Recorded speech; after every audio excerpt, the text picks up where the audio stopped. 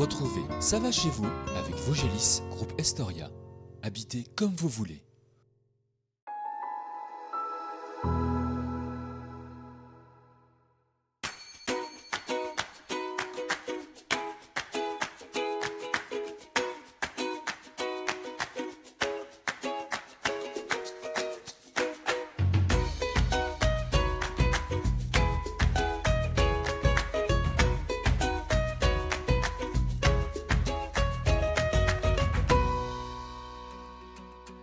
C'est dans un village de 600 habitants que nous nous rendons cette semaine, direction Mandré, une commune située à 15 km de Saint-Dié-des-Vosges et dispersée en plusieurs hameaux. Nous partons découvrir la scierie hydraulique qui perdure encore grâce à une association de passionnés. Le Haut-Fer continue de fonctionner uniquement grâce à la force motrice de l'eau, découverte avec Jean-Yves Henry. En fin d'émission, coup de projecteur sur la brasserie Piccadilly. Mais pour débuter, nous sommes avec vous. Emmanuel Rand, vous êtes donc le maire de la commune depuis 2007. Un métier, une fonction, passion, une fonction où on ne compte pas ses heures, une fonction qui a peut-être évolué aussi depuis 2007. C'est une histoire d'homme d'abord, c'est avoir envie de créer une dynamique avec une population autour d'un projet pour le village. C'est aussi la gestion avec la partie administrative, la partie financière et puis toutes les dispositions légales qu'il faut appliquer. Je le disais, Mandré est à 15 km de Saint-Dié-des-Vosges à peu près, un atout indéniable j'imagine pour l'emploi, pour l'activité économique. Quels sont les atouts, les autres atouts de ce village? Mandré a ce côté magique, c'est que vous êtes en pleine ruralité. Vous pouvez vous retrouver au milieu de nulle part dans la montagne parce que vous avez simplement marché un petit peu. Et en même temps, si ce soir vous voulez aller au cinéma, et ça ne pose pas de problème, en une demi-heure, vous pouvez décider d'aller au cinéma ou d'aller au resto. On est tout proche de la ville-centre qui est Saint-Dié, qui est déjà une petite ville où on retrouve tout le minimum, mais on est aussi tout près des métropoles, c'est-à-dire que Strasbourg est à 1 heure, enfin 1h15 maintenant, Nancy est à 1 heure, voilà, c'est très facile. Et puis Paris est pas loin, notamment grâce à la ligne TGV. On est sur une population qui est plutôt vieillissante, une population d'actifs. Comment se répartit un petit peu cette population? À Mandré, je pense c'est assez partagé. Hein. Bon, on a une fermeture de classe là cette année, toujours une école, hein. Mais on a quand même encore 66 enfants. On a une population active qui est assez importante. Je pense que les générations sont assez bien réparties pour le moment. Des associations, une activité économique qui se développe aussi? Alors oui, alors les associations, on a 3 associations. On a une association patrimoniale, voilà, ce sont des passionnés de patrimoine, ce sont aussi des ingénieurs passionnés de technique aussi qui font revivre des techniques d'autrefois. On a une école d'art plastique qui s'appelle la Mandroseraie, qui est rattachée à un groupe d'artistes. Et puis on a une association qu'on appelle l'association scolaire qui soutient les projets de l'école et qui en fait fait aussi tous les petits projets, toute l'animation du village en général. D'un point de vue économique? Alors d'un point de vue économique, ce qui est assez intéressant sur la commune, c'est de voir qu'un grand nombre de personnes ont créé leur propre activité économique. Donc on a des artisans. Et puis il y a un certain nombre de personnes qui ont créé des métiers, leur propre activité autour du bien-être. Donc il y a Osmose qui s'est installé ici. Donc c'est de l'alimentation pour animaux, mais c'est aussi des produits de beauté, des huiles essentielles pour les animaux, pour les êtres humains. Vraiment, à Mandré, en fait, ça fourmille de plein de petites idées. Avec tout ça, on peut dire que ça va chez vous à Mandré? Ah oui, ça y est, ça va, oui. Et alors, est-ce qu'il y a des projets encore d'ici la fin de ce mandat, en tout cas? Des projets, on a toujours le projet de réunir les sites d'école, parce que pour le moment, on est toujours sur 2 sites d'école. Ensuite, il y a le défi de la mobilité. On aimerait bien que les habitants puissent se déplacer à pied, à vélo, sur des distances de moins de 10 km de façon sécurisée. Donc là, il y a une étude qui est en cours. Il y a la transition énergétique pour nos bâtiments communaux, c'est-à-dire là, aujourd'hui, on est chauffé au gaz. Comment on pourrait créer peut-être de l'énergie renouvelable pour pouvoir en profiter. On a notre forêt aussi, avec le réchauffement climatique, on se demande comment elle va être transformée, comment il faut la faire évoluer. Tout ça, ce sont des projets qu'on mène ensemble. Écoutez, il y a beaucoup de choses à faire, on vous souhaite bien du courage. Merci Merci beaucoup Emmanuel pour votre accueil. Nous on part découvrir le Haut-Fer du village. L'intégralité des équipements est d'origine et permet aujourd'hui encore de scier du bois de charpente. Installé sur un site qui exploite l'énergie hydraulique depuis le Moyen-Âge, ce haut-fer continue de fonctionner uniquement grâce à la force motrice de l'eau. Explication. Jean-Yves Henry, merci de nous accueillir ici. Vous êtes le président de l'association qui s'occupe encore de conserver ce patrimoine. Que sait-on de ce haut-fer précisément? Il faut remonter aux années 1590. Et à l'époque, ce n'était pas vraiment une scierie. Ce qu'on sait, c'est un document conservé aux archives départementales à Épinal qui date de 1590 et c'est un acte d'achat du moulin à farine de Mandray par le chapitre de Saint-Dié. Donc ça veut dire qu'il préexistait déjà auparavant et ce moulin à farine va rester moulin à farine, il va passer la Révolution, être vendu comme bien national, passer en propriété privée et puis être transformé en scierie à partir de 1910. On sait à quel point les moulins à scier, les hauts-fers sont importants dans notre département, qui en compte beaucoup. On en a recensé avec le service régional de l'inventaire général 250 sur la partie vosgienne du massif vosgien. Hein. Donc on voit que dans certaines communes, il y en avait 5 ou 6 l'un derrière l'autre, hein, tous les 100 mètres. C'était quelque chose qui représentait une force économique importante. La particularité de celui-ci, c'est donc qu'il était moulin à farine avant, et c'est son emplacement aussi qui explique cette histoire. Oui, bien sûr, les scieries traditionnellement sont implantées en bordure de forêt pour limiter les déplacements des gros bois. Et ici, on est au centre du village, hein, parce que c'était un moulin à farine, qui eux, traditionnellement, sont implantés au cœur des villages. Alors on parle de déclin économique dans les années 50, les années 60, et pourtant les sagars avaient des conditions correcte ici à Mandray? La condition de vie du sagar, ça dépend de ses revenus qui sont en fonction de la quantité de bois scié, puisqu'il est payé au mille de planches. Hein. Et donc il faut avoir des bonnes conditions, mais c'est aussi des conditions hygrométriques correctes, hein, puisqu'il faut de l'eau pour faire fonctionner la scierie. Et donc ici à Mandray, oui, les conditions n'étaient pas trop mauvaises, dans la moyenne. Hein. Mais ce qui fait qu'il y avait une circulation des sagars d'une scierie à l'autre. Justement, comment il fonctionne ce haut-fer en quelques mots?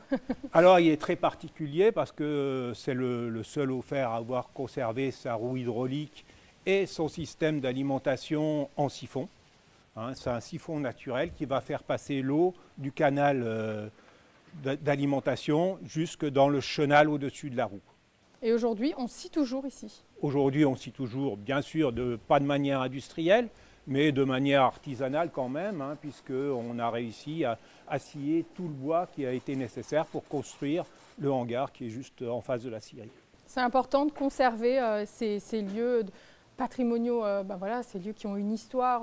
C'est pour ça qu'est née cette association, j'imagine, il y a un peu plus de 30 ans. La naissance de l'association est liée à la création du parc des Ballons des Vosges, hein, qui avait fondé sa dynamique de départ sur la force hydraulique.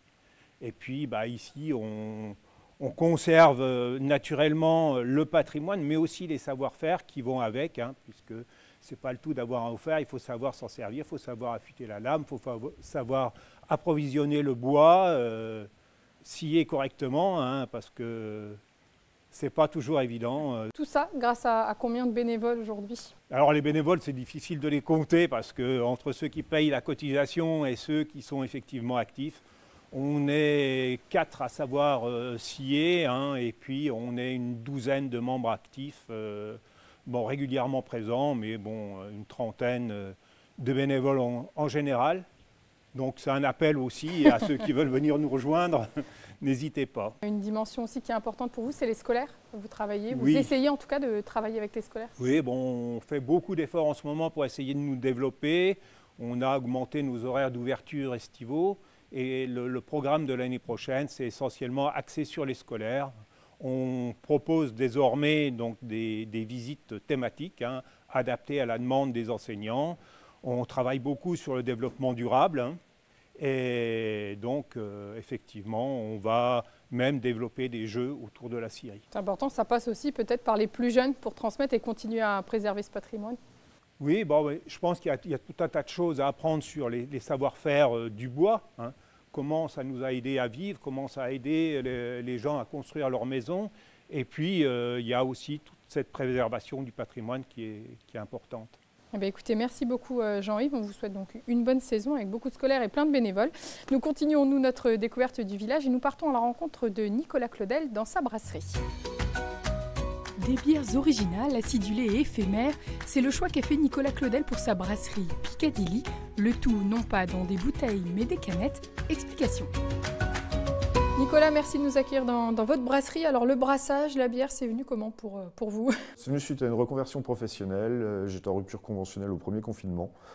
Je savais ce que je voulais plus faire, mais je ne savais pas encore vraiment ce que je voulais faire, quel sens redonner à ma vie professionnelle. Et puis je brassais un peu en amateur depuis 2015 pour la première fois. Je me suis vraiment passionné pour la bière. Je me suis mis un peu à expérimenter, brasser tous les jours, à fréquenter les forums spécialisés. Dès qu'on a pu recirculer, je suis allé brasser dans des brasseries établies. 6 mois plus tard, création de la société et de la brasserie Piccadilly en fait. Pourquoi ce nom-là d'ailleurs? Alors ça vient du Piccadilly, Pica d'Himalaya, c'est un lapin magique. C'est un petit animal qui évolue en altitude, 4000 mètres à peu près, et puis qui est très difficile à percevoir, qui est très sélectif a priori sur son alimentation. Bon, tout ça, c'est tout ce que j'ai pu puis ça m'a parlé, et je ne voulais pas d'un nom qui rattachait forcément à un terroir ou une région. Je voulais plutôt d'un nom passe-partout, que les gens retiennent, voilà, un peu atypique. Quand vous vous êtes lancé, le marché vosgien de la bière ne vous a pas effrayé? Je ne me suis pas posé plus de questions que ça, en fait. J'ai démarré par passion pour le système de la fermentation, la réalisation de la bière. Je ne me suis pas vraiment posé de questions sur le marché en place. Après, je me suis retrouvé très vite décalé de ce marché-là, dans le sens où je me suis un peu spécialisé dans les bières qu'on appelle sour, donc ce sont des bières acidulées et fruitées. J'ai développé une clientèle un peu plus nationale, citadine, de grandes villes, et la majorité de ma production aujourd'hui passe par distributeur dans ce sens-là. Alors vous utilisez des techniques de fabrication, de toute façon des techniques de fabrication, il n'y en a pas 10 000, c'est des techniques assez simples. Comment vous brassez vos bières, comment vous fabriquez vos bières? De toute façon, la réalisation d'une bière reste normée, à savoir qu'on a toujours 4 ingrédients de base qui sont l'eau, le malt, le houblon et les levures. À partir de là, on réalise une bière. Bon, moi, dans mes techniques, ce sera uniquement les techniques de fermentation, les levures que j'utilise qui vont dissocier des autres bières. C'est-à-dire que ce sont des levures qui réalisent aussi une fermentation lactique en plus d'une fermentation alcoolique pour donner le côté acidulé à la bière. Qu'est-ce que vous proposez justement comme bière? Alors c'est des bières qui changent, des bières éphémères? Oui, ce sont toutes des bières éphémères, 3 nouvelles recettes à peu près tous les mois. Et puis, donc c'est là où il y a un peu de créativité finalement, parce que la recette de base de bière est à peu près toujours la même, dans la répartition des mâles, des houblons, etc. On assemble des fruits ou des bonbons ou d'autres choses, enfin tout un tas d'ajouts, des épices, c'est ça. tout un tas d'ajouts pour créer une bière un peu amusante, on va dire. Là actuellement, alors dans les cuves en fermentation, on a une bière framboise coquelicot, on a une bière ici qui a été faite en collaboration avec une brasserie strasbourgeoise, donc c'est un carotte cake. Donc un carotte cake, en fait on a mis de la purée de carottes, une pointe de cannelle et de vanille. Ok, original. Donc là on arrive un peu dans le domaine du gâteau, c'est aussi un peu des tendances. Récemment j'ai mis sur le marché une bière tarte tatin, donc c'était pomme, caramel, vanille. Voilà. Après en fermenteur on a encore une bière coin poivre de Sichuan. Et puis une plus classique, finalement il n'y a que de la mangue. Alors autre pas de côté que vous avez fait le choix de la canette. Oui. Pourquoi? Oui, tout est conditionné en canette aluminium de 44 centilitres. Pourquoi? Parce que ça répond à la demande de mes clients, des clients de la brasserie. Parce que ça permet d'avoir un design, un travail sur l'étiquette un peu plus amusant et rigolo. D'un point de vue purement technique, on a une meilleure conservation de la bière parce qu'on est 100% imperméable aux ultraviolets. Et puis on n'a pas ce qu'on appelle le hot space, donc en fait finalement l'espace d'air qu'on peut retrouver dans le goulot d'une bouteille en verre. En fait. Pour la conservation, c'est aussi également un peu mieux. Combien de canettes, chaque année, combien de litres? Alors, je parle en litres parce que c'est aussi une grosse production de fûts. Jusqu'à cet été, c'était une petite production de 1000 litres. Cet été, il y a un agrandissement de la brasserie qui a été effectué avec 2 nouvelles cuves de 1000 litres. Donc, on est en train de passer à 3000 litres. On est en train de mettre ça en place par mois. Avec un développement aussi à l'international, c'est aussi ça l'idée? Alors, il y a eu de la demande, donc on est aussi en train de travailler sur le sujet. Là, on est en train de travailler sur les autorisations administratives pour pouvoir exporter les bières. Et puis voir pour éventuellement répondre à cette demande. Oui, aujourd'hui, ça s'articule. Il y a eu 2 demandes, en fait, le Luxembourg, qui reste un pays de grande région finalement, et puis un peu plus éloigné, les Pays-Bas. Écoutez, merci beaucoup Nicolas, bon courage pour vos projets à l'international. Notre émission à nous est terminée pour aujourd'hui. Je vous donne rendez-vous la semaine prochaine pour découvrir un nouveau village vosgien et d'ici là, je vous souhaite une très bonne semaine sur Vosges Télé. À bientôt.